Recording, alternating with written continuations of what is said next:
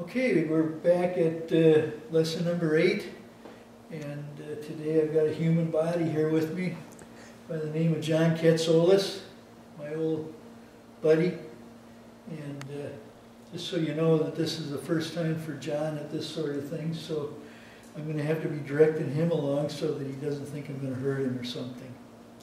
Anyway, we're going to, and he's a good-looking guy too. Anyway, we're going to concentrate on the vital point areas that we've been talking about since lesson number 1, primarily the conceptor vessel.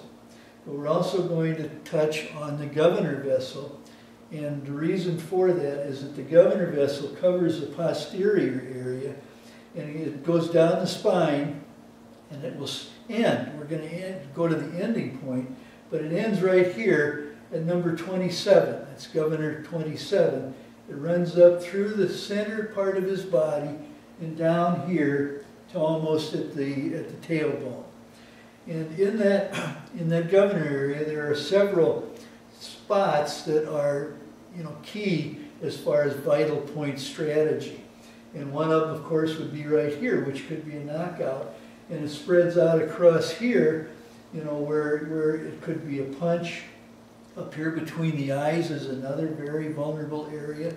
Right here, just almost the hairline, is another section where if you were to take a punch like this of any magnitude, right at the top, at the very top, and then so on, across the shoulders here, the neck, which are very, very sensitive areas that can knock a person out, or they can be a fatality also.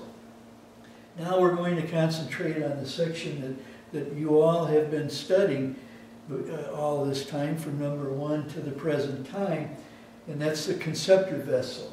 And we're going to start also with that one at the last of the vessels and discuss some of the meridians that go off at. Conceptor vessel ends here at number 24, which is just below the lip, and it comes down here. This also is a prime area to do some damage to that bad guy that's trying to hurt you. 24, then we go into 23, which is right here at the what you call your Adam's apple. Of course, that's going to be very vulnerable to a strike such as here or here. And then we go into number 22, which is this little notch right here off of the collarbone, your clavicle, which joins up here. And we've all got it. If you're a tiny little woman, 100 pounds, and this big gorilla grabs hold of you, and you think that he's going to hurt you badly, just take your finger, just your finger, and shove it right down in that little notch, and he's going to scream bloody murder.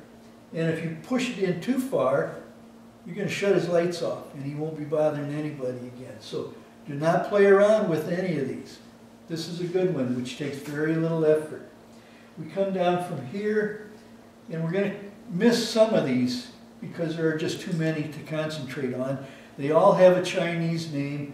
They've become Americanized here, and they're assigned a number. But this one comes down here from 22, and the first one we're going to talk about is number 17.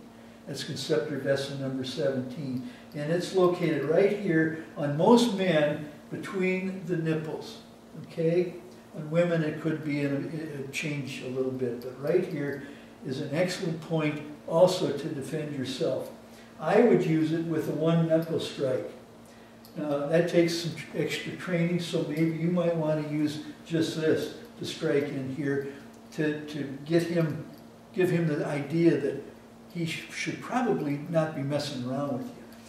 From 17, we go down here, just into this little area here where you have this little, like, turtle dove, this little thing that protrudes down in the middle part of your body. It's a little bony protrusion there. That would be 14 and 15, and of course that also is very vulnerable. Now John is a guy that this is the way he's built, and he has all this muscle here, so sometimes it's harder to penetrate, and you wouldn't want to use your fingers on maybe a thinner person like here where you would jab it in, but 14 and 15 are also good. You go down here to the navel. which is the area that brought you into life with the umbilical cord. This also is another good area. And branching off here are spots that you can attack, because this fella is not going to be standing still, he's going to be moving around. So you can't always be pinpoint on. So you might want to come in here, here, drive it up here with a hammer fist this way. You can drive down and break the collarbone, for example, especially if he's strong. John Katsolas, strong like bull. He's a very strong guy. And that's why I don't mess with him too much. We go from here down, we get into the area of the groin, which is down. Now we're down to conceptor vessels 1, 2, and 3. And those areas are, of course, very vulnerable to attack. You can slap it in here. You can hit it with this way. Bam. A lot of ways. You can do it with a kick. You know, if you drive it in. And also up further into here.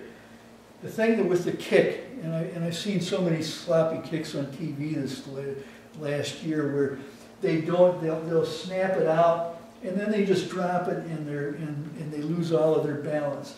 It's the same thing with a punch. If you're going to punch somebody, you don't leave it laying out there, but you bring it back. You snap it out and then in, boom. Same thing here, boom, boom. Here, you get it in quick. So all of these areas in these little branches that are going off are all considered Dim-Mak vital point areas where you can adequately defend yourself. So in the next chapter, which is going to be number 9, we'll show in detail a little bit more. You've seen them all before in the previous, but some of the other techniques that you can use to defend yourself. So we'll see you then. Thanks.